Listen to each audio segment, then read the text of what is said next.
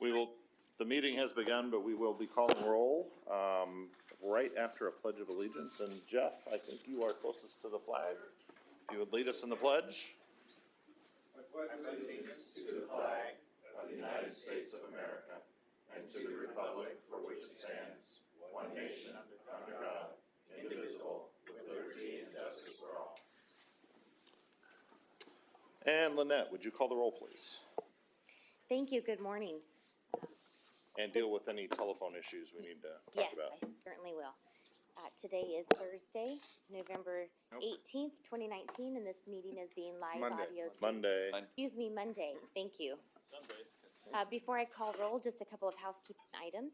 If any of our board members who are participating telephonically, if you are listening to the live audio stream, if you can mute that in the background just so we don't pick that up. All right. Director Allard? Here. Ledesma for Cabalden? Here. Douglas? Present. Flores? Frost? Gallardo? Here. Gore? Here. Harris? Here. Jankovitz absent. Jennings? Here. Joyner? Here. Kennedy absent. Kozlowski? Here. Leahy absent. Lozano? Absent. New? Here. Onderco? Here. Peters absent. Samayoa? Here. Saragosa? Here. Saylor? Here. Chenier? Here. Slowey? Here. Spokley? Here. Stallard? Here. Soon? Here. Tixa? Here. Veerkamp? Here. West absent. Vice Chair Frericks? Here. Chair Sander? Here. Ex officio member Tacker for Benny Paul. Here. Thank you. Okay, we are moving on to public communications. This is a time for anyone who wishes to address the board on an item that does not appear on this agenda to make a comment. Does anyone wish to speak?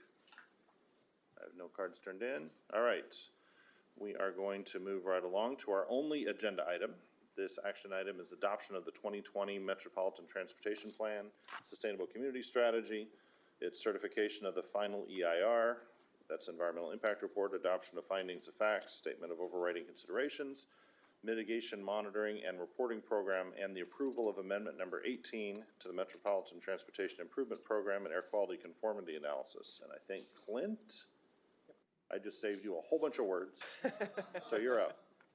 Thank you. So we have one staff report for you, but this is 3 separate actions we're asking you to take today.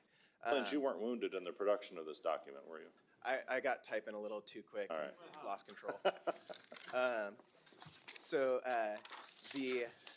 it in? I do.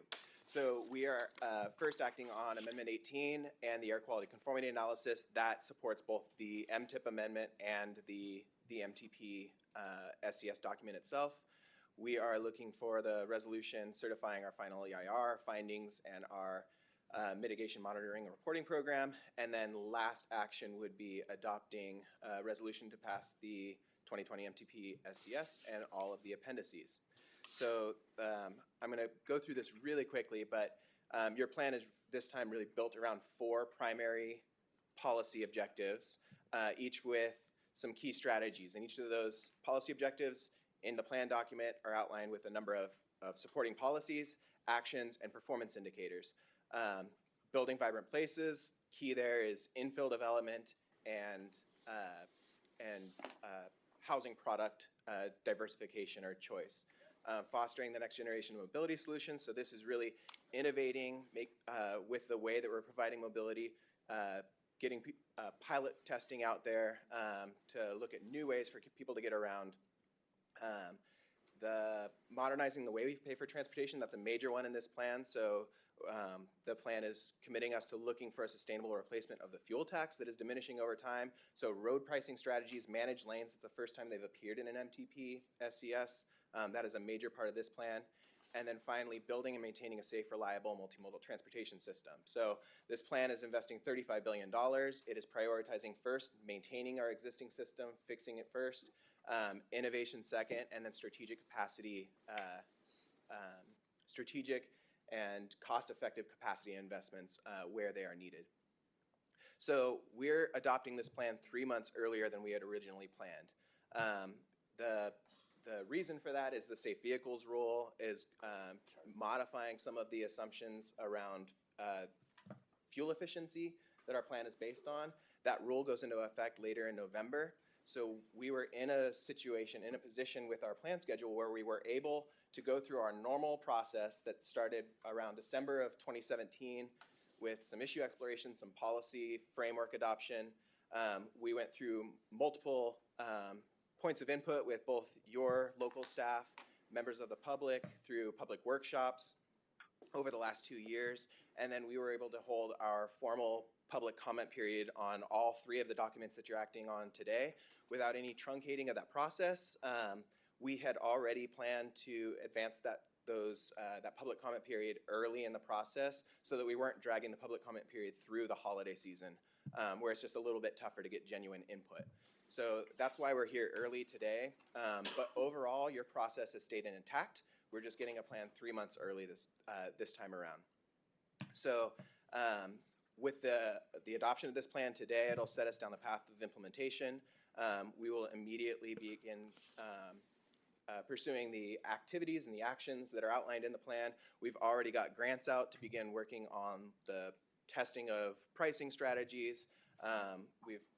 Through our Civic Lab program, we're already looking at ways to be innovative about mobility options. We're going to continue to do that. So this plan is really setting kind of the overall framework for the work plan that we'll be pursuing over the next 4 years before a new plan is required to be updated. So in your packets, you have all of the responses to comments that we received on the EIR and on the plan, as well as the MTIP amendment and the air quality conformity analysis. This morning we did receive an additional letter, so I believe if it's not already, it's on its way to you. So if it's not already handed out, we're getting hard copies and we're sending that out, along with a little bit of additional information on the plan responses. So that is forthcoming, but those are the major, or the plan responses out. The major responses to the comments that we received. Any major changes that happened in the plan are outlined in a strike-through and underlined version that just kind of goes through the pages that actually changed. We had some other modifications, more minor modifications to appendices, other places in the plan document. Those minor modifications are not reflected in strike-through underline. We just went ahead and made those changes. And here comes the supplemental information. So that is really all I have on my staff report. Happy to go through any of the documentation we provided. I know it was a monster of a packet. Answer any questions. I'm looking to see if there's any supplemental. So Clint, it appears we had some robust comment. Mm-hmm. Yeah, we did. We had, I don't remember the exact number of letters that we had, but we did have well over 100 discrete comments within those letters that we responded to in detail into each one of the comments that we received. Okay, other staff comments. Kirk? Thank you, Mr. Chair. There are a couple of things I'd like to add to Clint's presentation. First of all, I'd like to thank Clint and all the staff who worked really, really hard, not just on the plan, but also on preparing the EIR, preparing the comments to those, and all the related documents in the draft and final EIR. It was an enormous amount of work undertaken in a very short period of time, and they're to be commended and applauded. I also wanted to take a moment to say thank you to Heidi Schuden, who's been a consultant who's worked with us on this cycle and on past cycles, and she's a real asset to be able to bring into the organization and work hand in hand with the staff team here. And finally, Amy Higuera and the Thomas Law Group. Amy assisted in the preparation of the documents, again, as a real asset to have working with us closely in the organization. I do want to just note the timelines here. It has been an extraordinary timeline, but we managed to meet every statutory guideline, have every public hearing, do everything we needed to do to get full public engagement on this process. We've been working on this for over 2 years and have done everything possible to engage the public in a very transparent way, both by what was required by the statute and more. So we're moving quickly, but we've met all of those guidelines. But the consequences of not acting in this way are potentially catastrophic for this region. If we are not able to get a plan adopted and approved by the federal government prior to the final adoption or effectiveness of the One National Program rule, it potentially puts this region in a position where it cannot adopt an RTP, an SCS, and certainly not an MTP that is in compliance with federal rule. That will jeopardize federal funding and potentially state funding as well to this region. That would be catastrophic for this board to want to accomplish all the things that it has set as very high policy priorities in order to achieve the mobility objections we want to achieve, in order to achieve the GHG reductions we want to achieve, in order to achieve the air quality results we want, and everything related to the sustainable communities and building affordable housing and jobs that are close to transportation, and all of those things are going to be drastically impacted if we can't adopt this plan and get the federal approvals we're seeking. This is an extraordinary event, and we are acting this way for a very intentional reason. Having said that, you received a letter this morning from someone who commented on the EIR, and as a lawyer, I would love a couple more days to give my argument in response to it. But the fact of the matter is that the foundational arguments that we would use to respond to every comment there, we've already made in the document at some point. This is merely a relitigation or restatement of many of the comments that were made as part of the initial comment to the draft EIR. So we think it's adequately covered. We could add a few words, but it's covered as a matter of law. We've responded to those comments. We have provided to you today some additional supplemental information that we would like to make as part of the record in response to this. I think the only other bases I'd like to touch is that there was in fact an assertion by the individual who submitted this letter that the documents were not available online. We did independent verification and got email confirmations that everyone who wanted to get access to the documents was able to get access to the documents at the time that they were posted online. And so with that, I'd be happy to answer any of the board questions regarding this.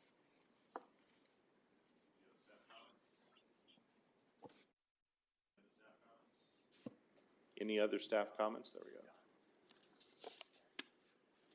All right, any board member questions? Anybody on the phone have a question? Oh, yes, right there. What is the possibility of making edits or corrections or updates to this going forward? Assuming it's approved today or not approved today, but what's the process for that? Yes, so there are typically amendments that come. We will update this plan in 4 years. There are typically edits that do come forward or amendments that come forward during the course of that 4-year period. And at that point in time, we need to assess one of two things. Is the amendment significant enough that it requires us to go through all the public engagement process that we go through for this larger plan adoption? And two, does it require any change to the existing environmental document? Does it meet the statutory requirements for a supplement or amendment, or can we simply take action with no CEQA action whatsoever? But we do that every time we bring an amendment forward. So there's an opportunity to bring new projects, for example, into the plan under certain circumstances. Thank you. Okay, seeing no other, oh, yes. I guess this question, I don't know, Kurt or James, if you can answer this. Because of this now new One Nations rule, that's changed everything for, the whole country. Did you make sure your mic's on? Oh, sorry. I'll move it closer. I apologize. I'll speak up. Are we the only now COG or region affected by this? Are any other COGs moving up timelines to pass, or are we the only one that's taking this initiative to get this done by a certain date? Yes, so the San Diego Area Council of Government has moved up their adoption date with respect to their Metropolitan Transportation Plan. They are not adopting a state-based sustainable community strategy. They've obtained a waiver or a delay in the adoption of that, but they are moving up the adoption of their Metropolitan Transportation Plan in order to avoid the impact of the rule. Mm-hmm. And how are the other, COGs going to be affected since they're not moving up, like San Diego or this board? So there are two other metropolitan planning organizations, or RTPAs, that are potentially impacted by this. One is SCAG and the other is Butte County, because their adoptions are scheduled for 2020. We don't know what exactly their plans are. We do know that we've been working closely with the Air Resources Board. The major impact of the rule is that we will not have an emissions factor model that you can use to demonstrate compliance with the Federal Clean Air Act. The ARB is working quickly to update the model to reflect that, but it will require the approval of the administration. The EPA will be required to approve whatever substitute model California develops. Thank you. Okay, we have two individuals who signed up for public comments. The first is Aaron, I think it's Hoyt. Aaron Hoyt. And then following Aaron will be Mike Garabedian, unless I have mispronounced that. Good morning, Chair and Board of Directors. My name is Aaron Hoyt with the Placer County Transportation Planning Agency. My Executive Director apologizes for not being here today and asked me to say a few items on this topic. First, I'd like to really express my appreciation for not only staff's but the management here at SACOG's role with PCTPA over the course of the last 2 years in updating this plan. That coordination meant long phone calls and often frequent phone calls on various topics that we've discussed over the last few years, and some of the difficult conversations that have happened here at this board. With that, we've been able to identify a plan to move the region forward. We've been able to highlight some of the regional needs from a prosperity standpoint across the region, our various transportation projects, and the entirety of this plan that comes together that really reflects the diversity of the region. It started off, if we all recall, 2 years ago with how are we going to meet the 19% greenhouse gas reductions. We figured out a way to do that. At a plan level. We may not have all the answers in this plan right now, but there's a number of action items that SACOG has laid out within this plan that'll help us make those baby steps to get there and to work out the real details of this plan. And I don't think we'd be in this position trying to get ahead of the One National program rule if it wasn't for this leadership and if it wasn't for the board of being able to advance this plan forward in order to meet the federal requirements and to be able to maintain all of our transportation projects we have in the hopper today and those in the course of the next few years. So I just want to thank you for the coordination, the difficult discussions, and looking forward to implementing this plan over the course of the next several years. Thank you. Very good. Thank you, Aaron. And next up, Mike.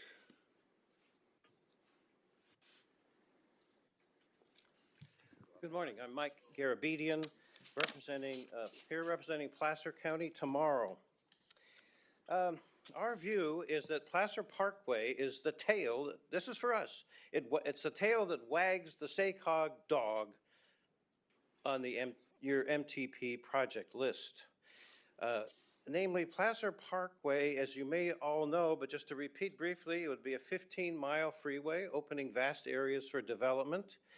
The proposed widening of Highway 65, from a little south of Lincoln down to the interchange, widening it to 6 and 8 lanes, whereas Caltrans' long-term plans for the Highway 65 going north of Placer County after Wheatland is for 4 lanes. So that tells you right away that those 6 and 8 lanes are for development and to promote development. And also the interchange, the massive interchange proposed there at 80 and 65, the widening of that and so forth. So and that's the third leg of this. Now, it's up to you and your local governments, of course, that approve the projects today here, or you're representing them, and allow and support taxpayers paying for these projects. And here we go. That over $1 billion for the 3 projects I mentioned, at least $1.2 billion, it happens at the expense of those taxpayers. And now, we're not blaming development. We don't have any problem with developers and the question of development there. It's going to develop, and this question of how and whether it's going to be done with transit instead of development-inducing development-inducing projects that you have there. I mean, you're the ones who do the persecuting. Now, SACOG says they have no choice since Placer County gets to set its own priorities. Well, assuming that's true, I don't have any opinion about whether that's true or that is not true. It doesn't mean that each of you need to vote for it, or that you couldn't take some action for a principle of concern about this massive project. No doubt, the biggest development, the biggest sprawl driven by this massive 15-mile highway and the expansion for it.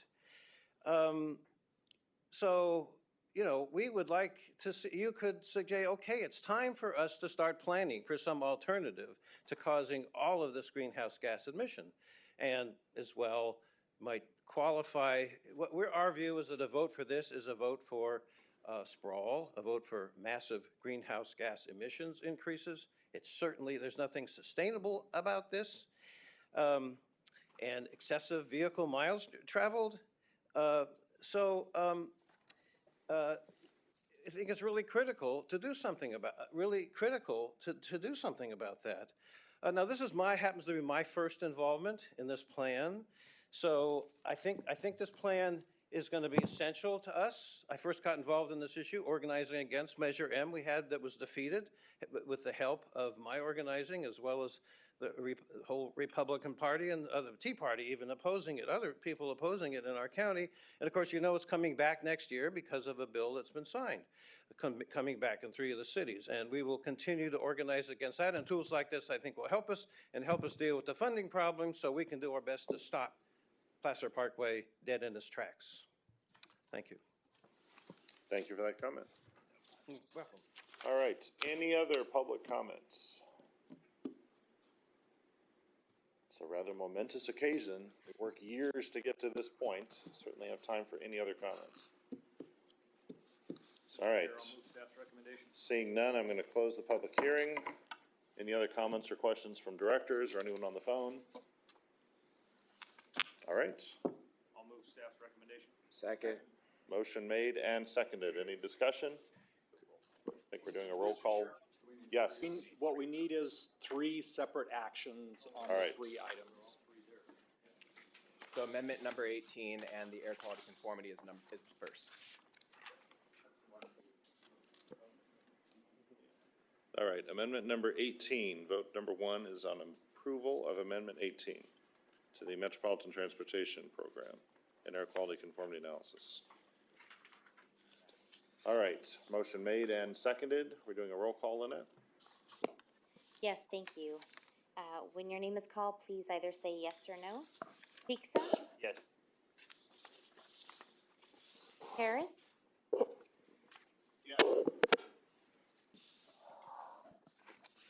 sorry, we're having technical difficulties. Just stand by one moment, please.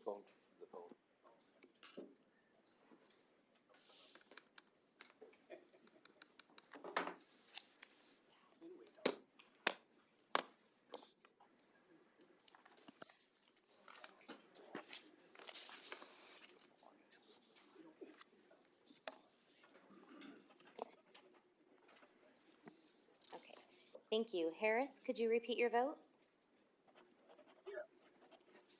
Ledesma for Cabalden? Yes. Zaragoza? Yes. Douglas? Yes. Gore? Yes. Flores? Frericks? Yes.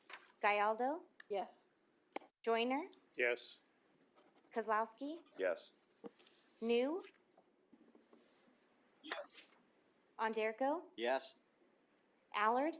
Yes. Samayoa? Sander? Aye. Saylor? Aye. Chenier? Aye. Frost? Slowey? Spokley? Yes. Stallard? Jennings? Soon? Aye. Veerkamp? Yes. Motion passes. Second. Motion made, and where was the second? Second was Spokley. All right, roll call, please. Just to clarify, This is for the resolution certifying the environmental impact report, findings of fact, and statement of overriding consideration, mitigation, monitoring, and reporting program. Attachment D. Thank you. We'll repeat the process. Tiksa, Yes. Harris, Yeah. Ledesma, Yes. Saragosa, Yes. Douglas, Yes. Gore, Yes. Flores, Frericks, Yes. Gallardo, Yes. Joyner, Yes.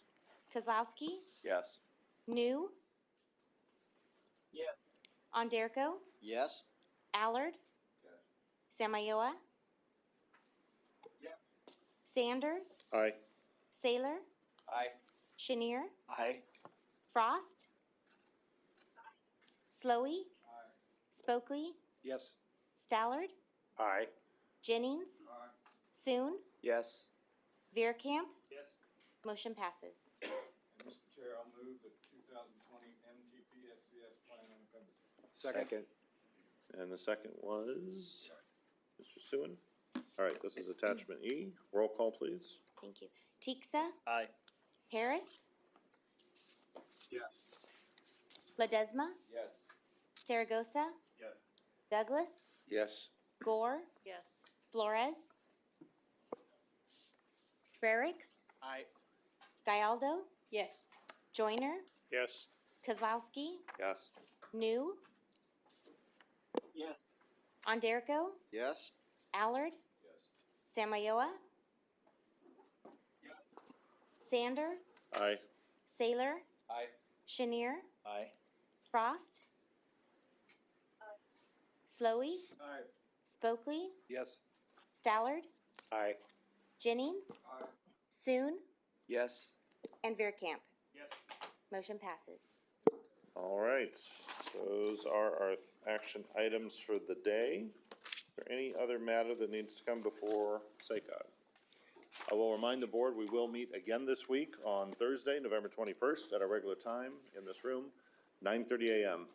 Mr. Chair, if I could. Yes, James, if you'd like to comment. I just want to say a huge thank you to the staff here for getting all of this, for working with all of your partners locally and the counties. This is a plan which perhaps I don't want us to lose sight of the fact with this timeline to get in under the One Nation Safe Vehicle Rule that really suggests we have to change the way we think about mobility. We've got to change the way we think about growth. We've got to change the way we think about how we pay for our future transportation system. It is, I think, an ambitious and a visionary plan, and it focuses on implementation steps that are spelled out for the next 5 years with all of your local partners, with the private sector. And again, I want to thank the board, and I want to thank the Herculean efforts of the staff here to get this in front of you this morning. So I don't want to lose sight of how important this action that you just took is. Thank you. Round of applause.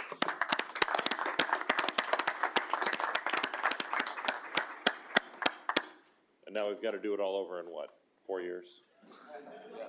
So that process starts tomorrow, I think, right? You guys have fun. Okay, if there's nothing else to come before us, I will see all of you on Thursday. Thank you very much. We're adjourned.